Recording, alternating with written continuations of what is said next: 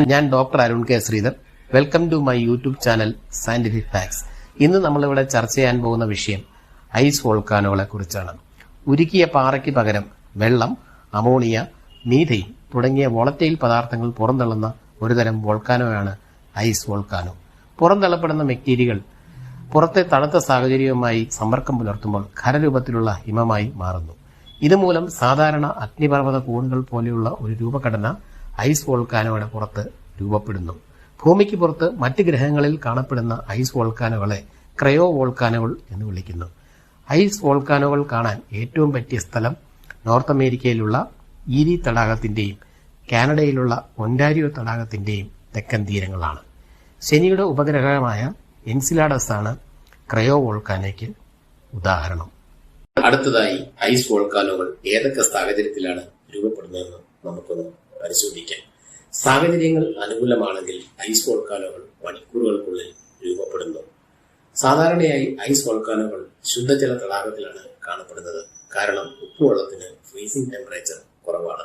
തടാകം പൂർണ്ണമായും തണുത്തുറഞ്ഞിരിക്കുകയും അരുത്. കാരണം തിരമാലകളുടെ പ്രവർത്തനത്തെ ആശ്രയിച്ചാണ് ഐസ് വോൾക്കാനോകൾ രൂപപ്പെടുന്നത്.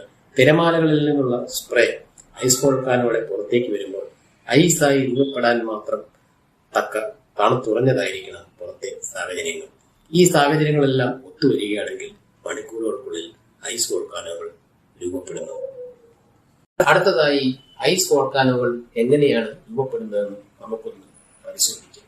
ആദ്യമായി തടാകത്തിന്റെ തീരപ്രദേശം തണുത്തുറഞ്ഞ് ഐസിന്റെ ഒരു ഷെൽഫ് രൂപപ്പെടുന്നു.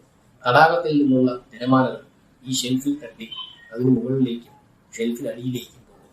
ഷെൽഫിനടിയിൽ പോയ വെള്ളം ഷെൽഫിലെ വിള്ളലുകളിൽ കൂടി പുറത്തു വരുമ്പോൾ തണുത്തുറഞ്ഞ് ഖരരൂപത്തിലുള്ള ഹിമമായി മാറുന്നു.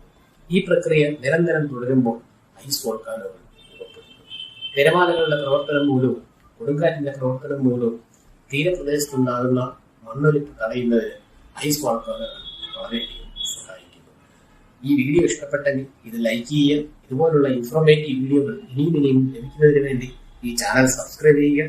ഇനി മറ്റൊരു വീഡിയോയുമായി വീണ്ടും കാണാം. അതുവരെ നിങ്ങൾക്കേവർക്കും എന്റെ നന്ദി, നമസ്കാരം.